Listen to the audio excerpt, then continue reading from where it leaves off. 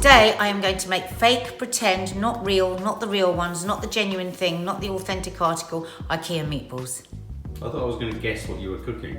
Well, I just thought I'd say all of that in case IKEA want to sue us. But we've all done it, haven't we? We've all gone there.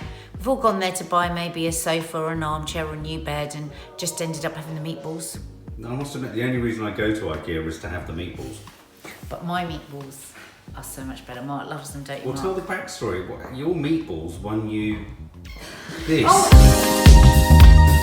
Didn't they? Yeah, but not these meatballs. But No. my other meatballs did win me round 3 of Celebrity MasterChef. They're pretty amazing, my meatballs. But these are nothing like my normal meatballs. They're my Italian meatballs, which we will make because they are so good. It's good you reminded me of that. Spaghetti and meatballs, everyone's Oh, well, you haven't favourite. sold these very well. I'm off. No, these are gorgeous. What are these and what makes these different? Right, so these are Swedish meatballs. Okay, so first thing I'm going to do is just put a couple of tablespoons of flour ready to roll the meatballs in once they're balled or rolled. What's their balls? Meatballs are balled. Once you've made them into balls. So to that I'm going to add some salt, seasoned flour, some white pepper because I don't want. What is the thing about white pepper? What's different? Well, it is slightly. It just tastes different. Softer? It's Gentler? softer, maybe gentler, but also I don't want the black pepper on the outside of the meatballs. Okay. So in here I've got 300 grams of pork mince, Right. organic pork mince, and in the other I've got 300 grams of organic beef mince. Now I've got beef mince with 15% fat. I don't want totally lean beef because you won't get juicy balls. And on that note, but whenever I go to the supermarket, I never see this choice that you seem to think there is. There's only one type of mince ever. I never see any choice. I can't help you with your inability to see in the supermarket, babe. Yeah. Anyway, Best of all, go to the butcher's and ask for something with a bit of fat in it because otherwise, I mean, you can do it with no fat, but they won't be as juicy. That's all I'm saying. So I've got that there. Here, I've got 2 tablespoons of fresh white breadcrumbs. oh. Okay? How have you got them like that? You just do them in a zhuzher. Yeah. Because I wouldn't know. I'd Or look you at can that and buy I'd be them. thinking, what do I do? Just crumble them in my Oh, hands? well, I suppose like if you that? haven't got a zhuzher, you'd have to. To that, I'm going to add 2 tablespoons of milk. Full fat, skimmed? Any milk. Any milk. Give that a little stir. That's going to go in our balls. So is that what binds them together? Looks What's like the I should purpose put a of little that? bit more. I might put a little bit more milk. Yeah, that binds them together. Yeah. Right, to my meatballs. This is what gives it that kind of Swedish. I don't know why. I was just mucking about with different spices, trying to find that kind of weird flavour that they have in IKEA. Hang on, I just need to take this. Why can't I take this top off? Oh, okay. So I'm going to add a teaspoon and a half. I'm going to tell you. All right. Teaspoon and a half of ground allspice. You might say, that's a bit odd, but trust me, it works. Then to that, I'm going to add some more black pepper. Oh, what's that, white pepper? Oh, sorry, white pepper, you're right. Some salt, very important. Well, that's quite a lot. These are you need to really season the meat. These are very, very unlike my other meatballs. I'm so glad you've reminded me about my other meatballs. Can I just say that the worst crime you can make with a meatball, and whenever I have them and they're like this, it's horrible, is unsalty meatballs. Well, I'm going to show you a little trick what I do to make sure. So, now, wet your hands. Right. Next tip. If you've got wet hands, when you mix your balls, they won't stick to them. Are you purposely double entendreing? No, that's what I need to say. I mean, that's what... Juicy Another balls. thing you want to do is you don't want to...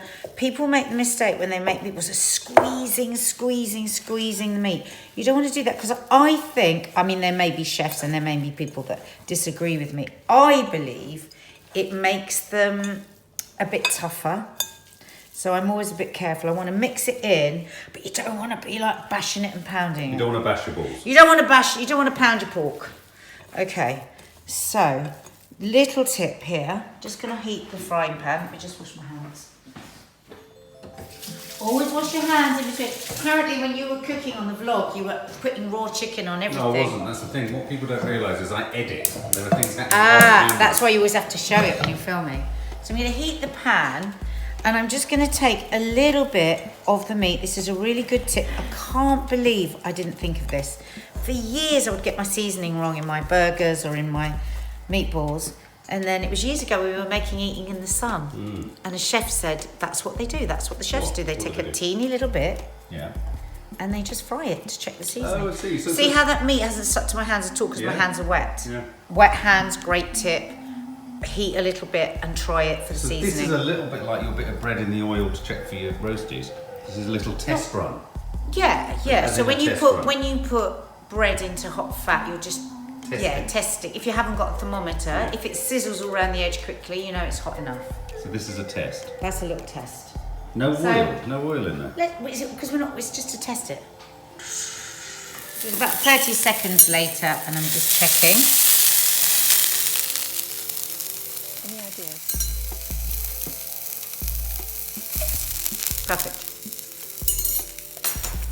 Perfect.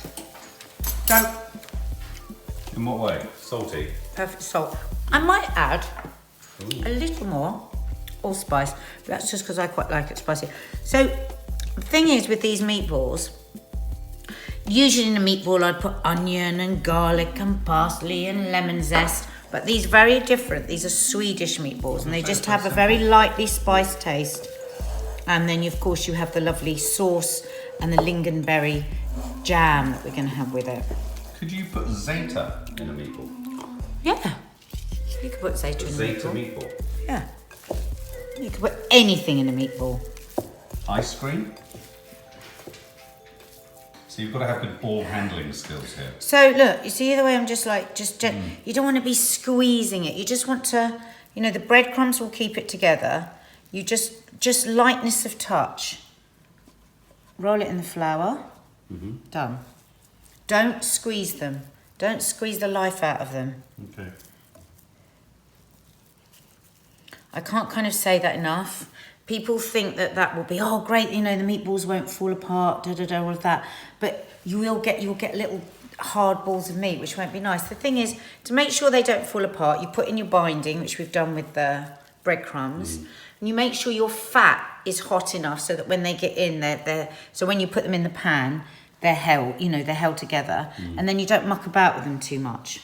And all of those things will make sure that you don't, have falling apart balls. Now, some people, where they go wrong with meatballs is they'll make a sauce and then they'll just drop the balls in. I always just lightly seal them, fry them, or put them in there. I remember when I was in, when I was in Celebrity MasterChef, the competition, and I made meatballs. And they told us to, bring all our recipes and what tools we'd need for our recipes. And we had no idea what the location was. And then we arrived and it was in the middle of a field and it was for scouts. And so we had army rations. So we had none of the, pots and pans and things that you would normally use, none of the knives, none of the crockery, nothing.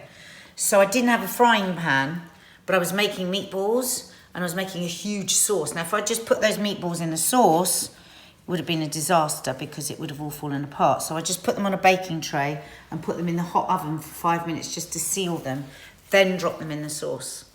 So if you're making meatballs with sauce as well, don't keep stirring the sauce all the time. Just put it on a really low heat and just let them pop. And presumably don't panic if they do start to come apart ever. Yeah, don't start stirring them like crazy because then they will. What do you just do let if they them all start sit. to come apart? Is there anything you just can let them sit. Don't touch them because then they will hold. Even if they're a bit broken, they'll stick together. Okay. So you see how I'm just rolling this in the flour. So don't panic, Mr. Mannering. Don't panic. Your ball handling skills are remarkable. But do you see how? Look, I'm hardly touching it. Just really light. Good. Very good. You can come back later if you want. No, it's all good. Sing us a song. You can grope me canty lips, but you mustn't touch me plums. You can stroke me artichokes, but you mustn't touch me plums. I think you should replace it with balls. I know, I was trying to think how I could do it with balls. We just say balls. Balls. No, you mustn't touch my balls. You can stroke me artichokes, but you mustn't touch me balls. You can stroke me cantaloupe, but you mustn't touch me balls. This is really nice one, actually, if you get the kids to help you with this. Oh, why I won that round so spectacularly on Celebrity MasterChef was, you know, I gave kids what they want. Spaghetti meatballs and double chocolate chip muffins. So it really wasn't about your cooking skills, it was about your ability to be a child catcher. I think so. Yeah. The kids just loved it. Yeah. They'd just done 4 hours in the freezing cold, traipsing around the forest, orienteering. And then they came back, and I'll never forget it. Craig Revel Horwood, who was also in the final, was doing a raspberry syllabub. Oh, God. Sounds far too much like syllables. Not one child chose it, and of course, when we got to the tents, there was no electric whisk. It was a really good round, that, actually, because we were all just thrown. And I was pregnant with Kiki, and I'd kept it a secret, and I was having to lift great big pots of water to get, because I was cooking. We were cooking for, I don't know, 60 kids, something like that. And I remember telling the soldier that was helping me that I was pregnant. I hadn't told anyone else. I said, I'm pregnant, I'm really worried, and he just like really quietly helped me lift all the water and everything. I'll never forget that. Oh. Yeah. So let's have a look. Okay. One of the things I like about IKEA meatballs is how many you can get in your mouth. Right, okay, thank you for that. I'm going to put some oil, and I'm going to put a little butter. Ooh. Don't need to use olive oil for this, it's a waste. Just some vegetable oil. I've often wondered why one chooses which oil to use for what. Very What is that all about? Well, different oils you can burn at different heats. Right. So olive oil, you shouldn't burn at high heat because it Right. destabilizes, it changes the molecular construction of it. I think that's the right word. Wow. When you're heating oil, no matter what you're doing, do not just put the gas on high like that and heat it up. That's what I do. That's why everything will always burn. You have to heat the oil slowly. Don't ask me why, but it's really weird. If you don't do it, things will burn. So just on a low heat, just be patient. They look like the faces of people. Look at that, isn't that gorgeous? You'll know Lisa, my friend Lisa, she's in the vlog sometimes. Remember when we went to Berlin last Christmas? No, not Berlin, where did we go? Munich. She bought me that on one of the little German Christmas stalls. Butter dishes. I love butter dishes. It's a shame they become really So, big. I'm going to put some butter in. Interesting. So you put the butter in, Yeah. and then when it subsides, you don't have to put as much fat in this if you don't want to, guys. See how all the bubbles in the middle? And then when the bubbles subside and move to the side, that's when we're ready for our balls. Okay? So just really carefully, remember what I said, just put them in carefully into the hot oil. You don't want to overcrowd the pan. I might have to do this in 2 batches. Because if I overcrowd the pan, if I put too many in, they won't fry. They will just steam. And then they won't be nearly as nice. Where do you know whether to or not? Well, you want about that much of a gap in between each ball. Don't move them about too much. What I'm going to do is, once they've crisped up a bit, that's it, I'm going to move them over, and I actually think I can get them all in, actually. Now looking at it, it's got enough space.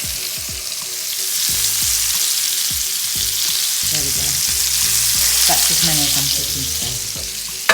So I'm just going to leave that on a really low heat now, and they can bubble away. And what you're looking for is them to be sort of nice and sort of caramelised and sticky and crisp. Well, I'll show you in a minute.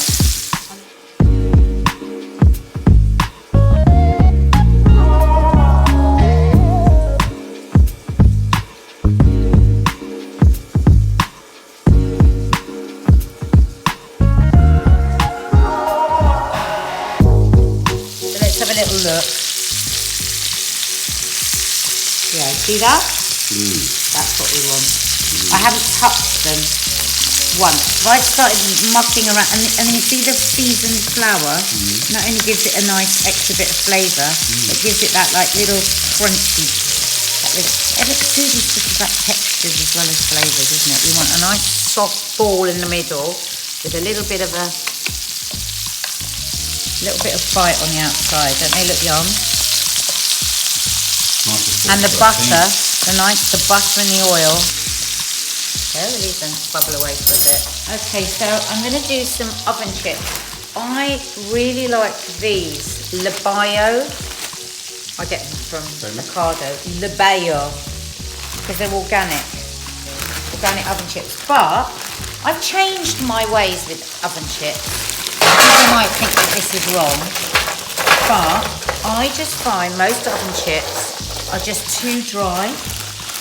So what I do is I spruce them up a bit. I just put a little bit of oil, not much, a little bit of oil like that, some salt, some garlic salt.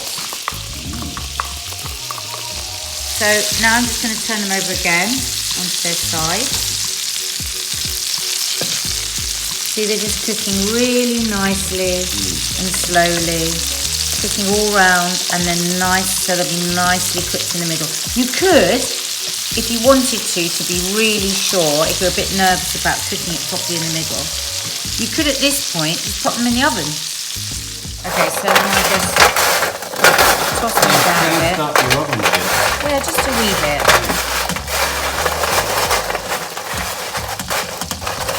This is for the kids' lunch today. God, it's great being home educated, isn't it?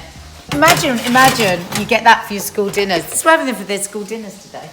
So now I'm going to make the famous pretend IKEA sauce.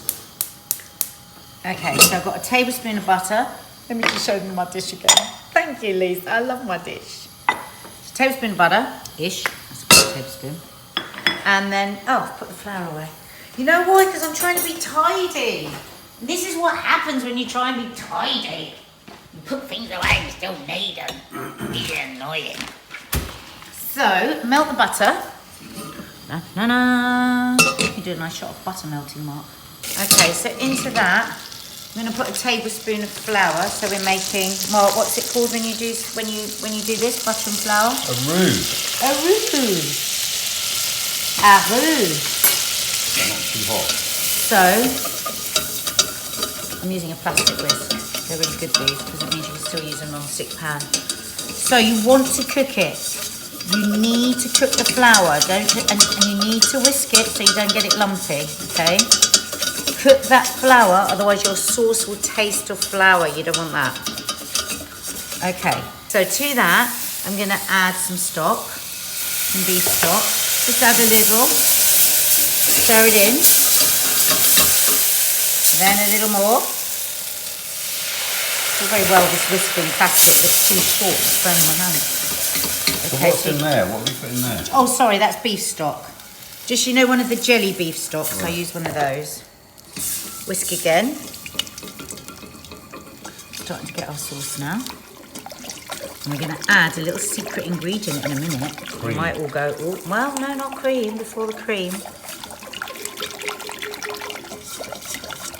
I'm just going to let that bubble up a bit. No.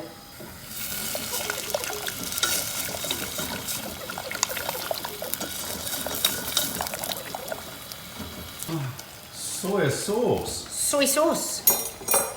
Just a teaspoon, and it gives a little piquant to it. A little something to it. Just a teaspoon. So I'm just going to say again what it is. 1 tablespoon of flour, 1 tablespoon of butter, 300 mils of beef stock, and a teaspoon of soy sauce. That's what we've got so far. Okay, so that's looking nice now. So I've got 110 mils of cream. You can use low-fat cream if you want. I haven't today because I didn't have any, but you could. No problem at all if you want to use low-fat. So, a bit more black pepper, white pepper. We haven't put any in this. We put it in the meatballs, we put it in the flour. We need a teeny pinch of salt because we've got salt in the stock and we've got salt in the soy sauce. Okay, I think you can go away and come back in a minute and we'll show you it all beautifully finished. Everything's ready, I just need to plate up. So that's our sauce. Oh, Put that over the meatballs. oh, it's a beautiful colour. It's gorgeous, isn't it? I love this recipe actually, it's really nice. Okay, so there's the jam. Yeah, it needs to be dribbling over the ball. The great thing is, this bugger behind the camera gets it for his lunch. Yeah, man. My pretend IKEA meatballs. I'm going to give it, because I love you, you get a bit more sauce. I might have a few more balls. When you've eaten those. My work is done. So I'm going to go for a bit of that one there. Get sauce.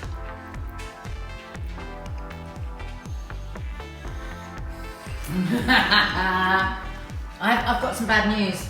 I need the rest of a photograph. What? Just getting going.